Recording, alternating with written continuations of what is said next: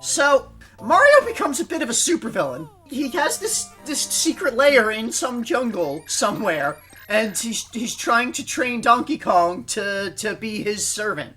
Now is when Junior comes in. Donkey Kong Jr., Donkey Kong's son, followed him to Earth because he never came home. You know, he'd gone to Earth to fight this king, who he ended up never finding, and then never came home. So Junior has to come follow him and find out what happened. Where is his dad?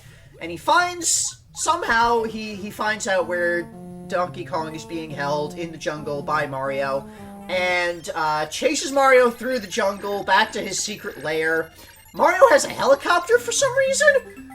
I can only assume he stole it, because how do you afford a helicopter on a carpenter's salary after you've been fired? But he's gets to Mario's lair and drops Mario off of a tall building and almost kills him, leaves him for dead, and takes his dad and goes home. Actually, no, they don't go home. The Kongs take over this secret lair that Mario had left. That's right. They take it over and start using it as like a training center. We'll talk about that a bit later.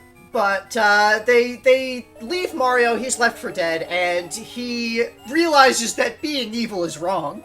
So he goes back home and, wants to just get a clean slate, start over with a new job and get back on the straight and narrow. So when Mario gets home, he meets up with his brother. They live together. Luigi, this whole time, has been working at a bottling factory. Putting bottles together into crates on an assembly line. So Luigi helps Mario get hired at the bottling factory with him, to help him get back on his feet.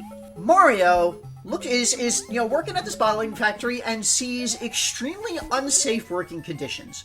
Now, having lost a job previously due to flaunting safety regulations, Mario has a new, and also, having just had a near-death experience, Mario has a newfound respect for safety, for workplace safety, and so he starts, kind of making a big stink about this to the managers, the bosses, saying, hey, this isn't good, there's unsafe work conditions, you're running things a little too fast, there's not really any controls for stopping the bottles from flying off of the conveyor belts and just shattering. There's broken glass laying around. These are some problems. And, the bosses don't like that. Bosses don't like being told that there's problems and that they don't like whistleblowers. So, they start running things even faster. And just basically actively start sabotaging Mario and Luigi until they screw up enough times that they can justify having them fired. So, Mario and Luigi are now unemployed. Mario finds another job before too long at a cement factory, which is basically kind of a repeat of the bottling factory. It's extremely unsafe conditions, he points them out, the bosses aren't happy, they run him ragged until he's fired. And at this point, he's kind of got a reputation as an OSHA whistleblower, and now nobody wants to hire him. Luigi, meanwhile, starts a plumbing business. Well, that's actually a little bit later. They do it together. Mario and Luigi, after Mario is fired from the cement factory, Mario and Luigi together decide to start a plumbing business. Now, backing up a little bit, Bowser, having been revived, decides to forget about the Yoshis. Forget the Yoshis, we can't do shit with them, they are too dangerous. Leave them alone.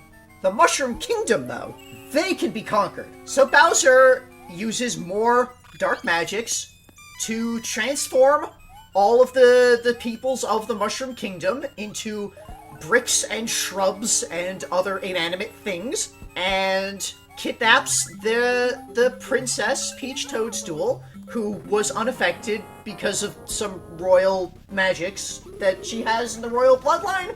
It's their connection to the stars. They don't have that yet. Yet?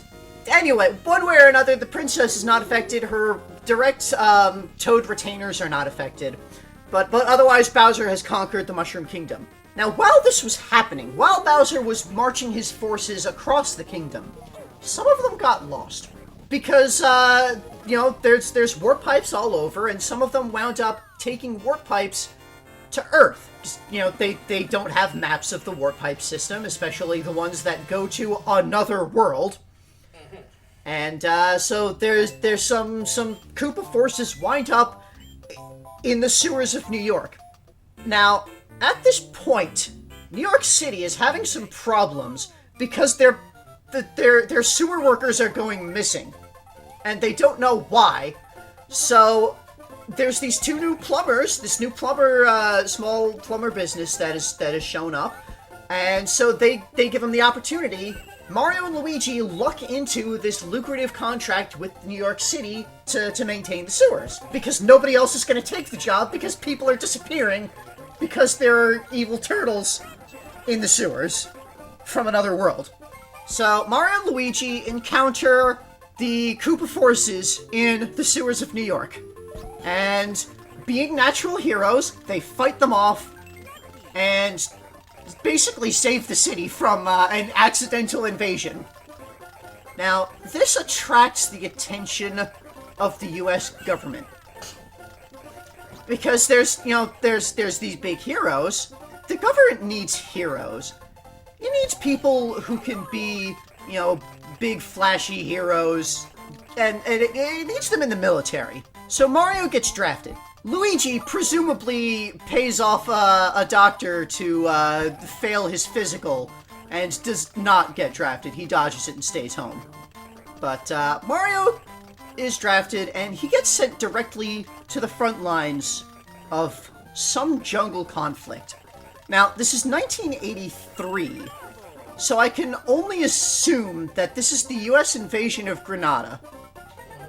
Which was only a 4-day conflict, but still. Mario went to war. Mario went to war.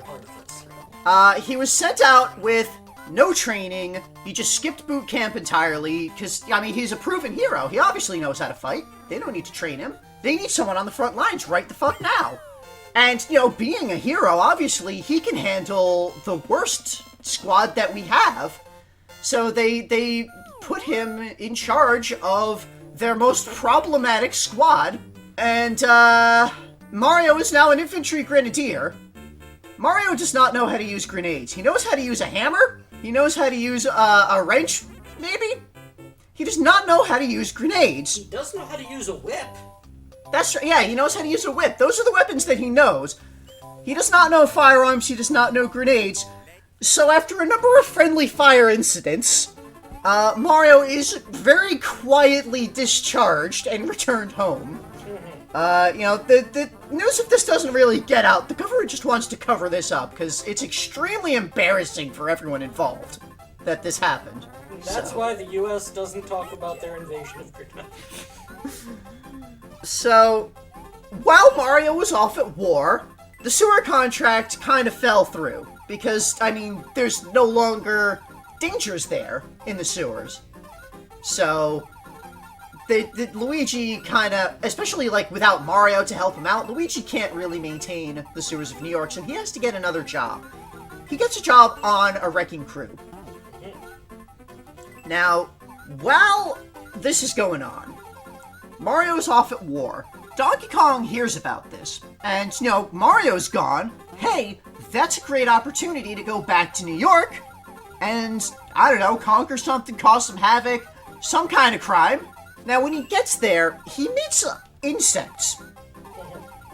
Insects. He meets a colony of insects that propose an alliance with him, because these insects are at war. There is a vast, lush garden in the city that they want to live in and take over.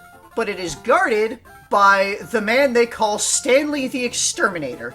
And so they make this agreement with Donkey Kong to help them take out Stanley and take over the garden. And in exchange, presumably he'll get a significant cut of the produce from this garden. the real estate itself. Yeah, that could be, because, like, the garden isn't the only place there. Presumably Stanley has a house attached to the garden, or some other kind of home. Yeah, maybe it's like prime New York real estate.